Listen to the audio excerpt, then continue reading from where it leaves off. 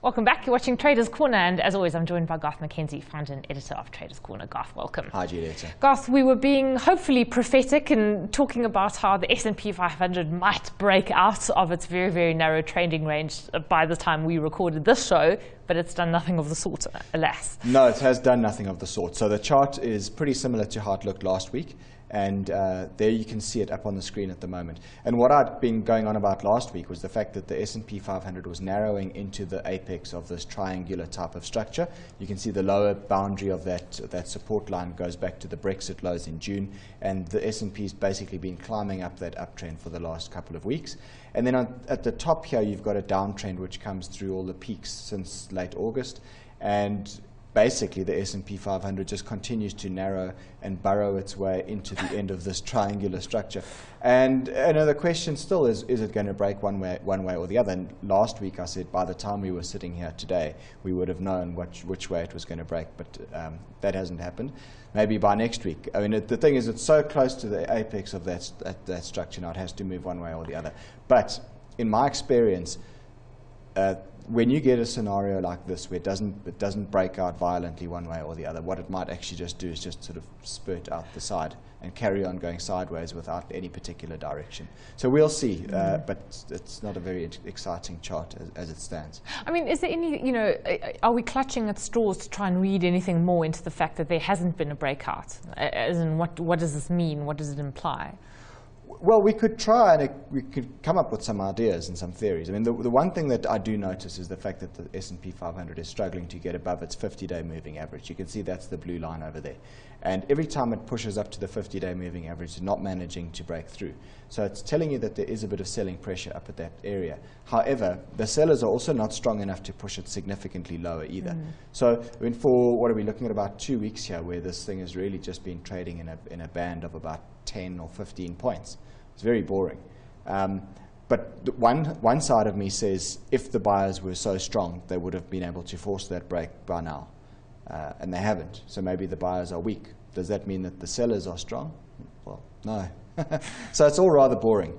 And I guess there's a number of reasons why the markets might be on hold at the moment. We've got the US election coming up in November. The US interest rate outlook is murky. Not much is changing there. Yeah, so it's a little bit dull at the moment, and I guess that's what's reflected in this chart at the moment. And unfortunately, the same is true of our own stock exchange, which, I mean, for example, yesterday, on Monday, closing flat, and unfortunately out of lockstep with a lot of world markets, and we also seem to be going nowhere slowly. Yeah, that's right, and we've been going nowhere slowly for a long time, and that remains the case. This is the top 40 index here now, and again, I highlight this 45,000 lateral support area, which has been evident since March, and each time the market comes back to that area, it seems to bounce up off it. It's bounced up again recently. Now, this last few days, we've been testing that level again. And it's still going to be interesting to see what happens here. Does it move higher? Does it move lower? It's very, very difficult to be able to say with conviction one way or the other. We've got our option structure on with the put spread option structure, which we did some time back. And just to remind viewers that we do have this on, it's effectively downside insurance. But it's in the money. The structure starts to make money below 46,500, and it makes its maximum money below 43,500. So with the market down towards 45,000, we are in the money. We're not making our maximum profit, but we are in the money to a certain extent. And this now kind of affords me the opportunity to look at this situation and say, okay, do I just stay bearish and let the market maybe fall lower in hope that it goes into our maximum profit zone? But the risk of doing that is that we maybe forego the mark-to-market profit that we've got in the bank now. So my feeling is that when I look at that, I see the potential of a little falling wedge pattern over there that I'm highlighting there, which is beginning to break to the upside today. And by the way, that upside breakout is big because of the weakness in the rand, following the news that Pravin Gordhan is once again in the crosshairs of the National Prosecuting Authority now. Maybe Jacob's long the top 40. And short the rand. Yeah. Jacob and his friends, his pals. There's a rumor that's done the rounds a bit. Guess we say nothing, hey? No, but you're going to, well, it's sort of teeing us up to the chart, to the trade that you're going to put on for the portfolio today. I know you want to have a look at an hourly chart of the top 40. Yeah, that's right. So, I mean, this is now the top 40 future that I'm talking about here. That it expires in December, and basically the options that we've got are options on the December top 40 future. So here you can see it's a 1 hour chart. That falling wedge pattern that I identified on the daily chart is more clearly evident over here now on the 1 hour chart. This green line across the top here, that's just to illustrate to you where our option structure sits. That's 46,500. And now we're well below that area, as you can see. So we are in the money with that option structure. Below the green line, we're in the money. Above the green line, we're out the money. So I looked at this technical pattern, and I figured this is now starting to break to the upside. And chances are, if it does begin to break to the upside, I'd like to be slightly long against the options. I know that if the market falls, our options will make us money, but if the market rallies, I also want to make some money. So what I've done in an effort to, and I suppose I'm sitting on the fence, but I've gone 50% long against our options position. So we know that our options position is going to make money. It's going to make us 10 Rand per point for every point that the market drops below 46,500. I want to now go long some all-me futures, and we'll talk about what an all-me future is now. That allows me the ability to make profits if the market goes up, but if the market goes down, our option's going to make us money. So we're sitting in a situation now where we create a V-shaped payoff for ourselves, because we make money irrespective of whether the market goes up or down. And because I'm not sure whether it's going to go up or down, I think that's quite a nice position to be in. Let's just hope it doesn't go sideways. Yeah, let's hope so. Now, an all-me future, you can see I've written there 5 times December all-me futures, and I've gone long at 45,720. Now, a lot of viewers will be familiar with the all-Z future. Now, that is the traditional top 40 future, which is 10 Rand per point. Yeah. Right? So at an index value of around about 45,000 times 10, you're talking about 450,000 Rand notional exposure per contract. Now, an all-me future is 1/10 of the size of a traditional all-Z future. So instead of it being 10 Rand per point, it's 1 Rand per point. And the nice thing is that then this affords, using that little product, it affords me the opportunity to effectively take a 50% hedge against our option structure. I mean, when you talk about 50%, are you referring to the size of the exposure that you have to the downside, which would then pay out to the portfolio? Yeah. And is that the 50% that you're referring to there? Yeah, that's what I'm referring to. So what I'm saying is, but this option structure effectively puts me net short 10 Rand per point, below 46,500. Now, by going long of 5 all-me futures, it means that from here on out, I will now be short 5 Rand per point if the market falls, and I'll be long 5 Rand per point if the market rallies. So it doesn't matter if the market goes up or down, we're going to make some money. Yeah. So to put it back onto the chart of the daily chart, I just want to go back to this chart and show you. I said to you that was the options payoff profile before we had put any hedge in place. Now what I've done, watch what happens to that options payoff profile on the right-hand side there. Now all of a sudden, from this area, we actually make money irrespective now. Whether the market falls, whether the market rallies, doesn't matter. We're going to make some money. But we don't make as much if it falls. We'll obviously make some if it rallies. So it kind of gives us the ability to be covered on all sides as things stand. And with the Rand weak at the moment, and I suspect it might have the potential to slide further if this whole Pravin Gordhan and the NPA thing gathers momentum, a weaker Rand is going to push our market higher. Yeah. So in that case, I do want to have some long exposure. Okay, so you're happy to sacrifice what you might have made going short the market? For now, yes, for now. And you know, at some stage, if we rally very hard, I might then take profits on that long all-me position and let the options ride naked again. But for now, that's how our payoff profile looks. We've got, effectively, we can't lose money.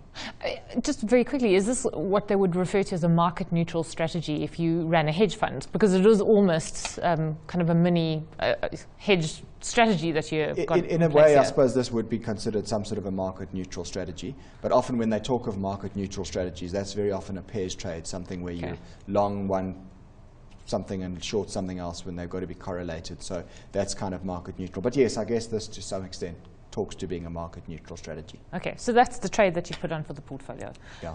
And then, Garth, I know you wanted to bring up 2 charts which you find quite interesting at the moment, a chart of the dollar index and also the gold price. Yes. So why are you looking at the dollar index in particular? Yeah, this is just interesting because the US dollar has gained quite sharply in the last few days. And if you look at the chart of it here, you can see that it's broken out through the top end of this triangular pattern. And that is quite a bullish break for the US dollar. So you've got to say to yourself, well, what's making the dollar go stronger? Look, keep in mind, this is a dollar index, so it's an index of 6 currencies against the US dollar. One of them is the British pound, and the pound has been very weak since they've announced their plans and their timing on Brexit. So that's part of the reason why the dollar index has broken stronger. But in addition to that, the US dollar is breaking stronger in its own right anyway. And my feeling is the reason for this is probably that the market's beginning to more and more discount a Hillary Clinton win in the US elections, and it's also looking out to a December interest rate hike, if not maybe even a November interest rate hike. And that's what's serving to strengthen the dollar. Now, a strong dollar typically is negative for commodity prices. So here we look at the gold price chart, and you can see that corresponding to that break higher that we saw in the US dollar index last week, we've had a very sharp break to the downside in the gold price. This level of $1,310 per ounce was a big support level for the gold price.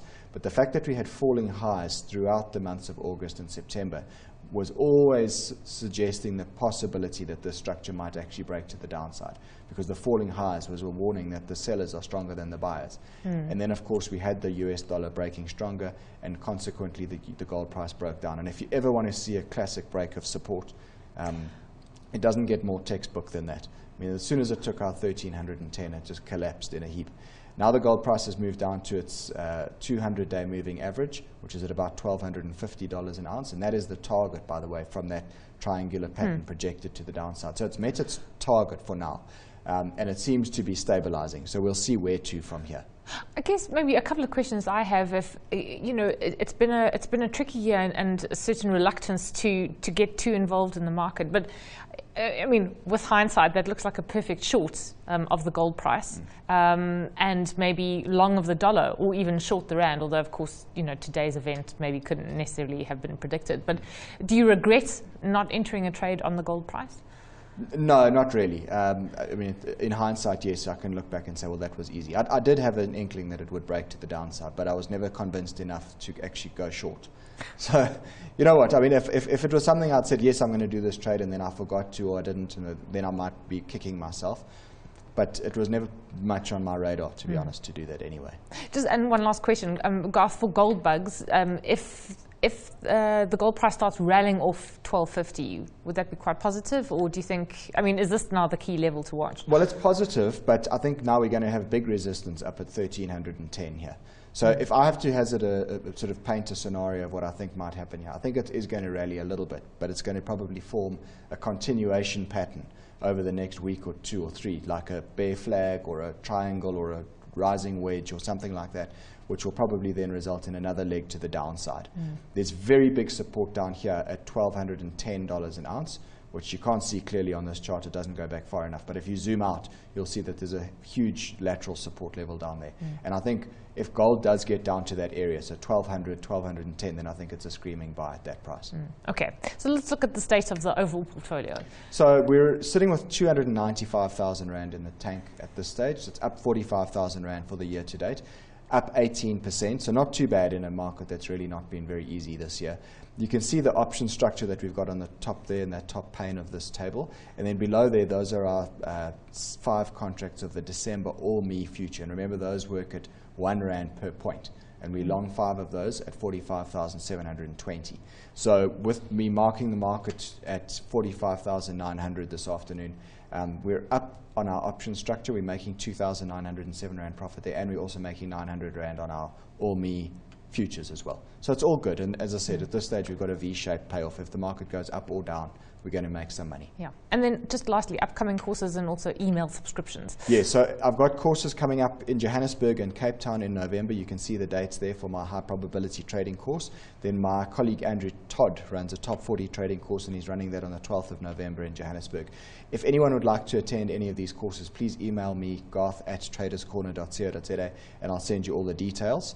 And then lastly, again, if you are not already a subscriber to our free weekly email, please do so. Go to traderscorner.co.za and click on the link to subscribe to our free weekly email, and you'll get a once a week email on a Tuesday telling you what's coming up on the show for that week. Okay, great. We'll leave it there. Garth, thanks very much. Garth is founder and editor of Traders Corner.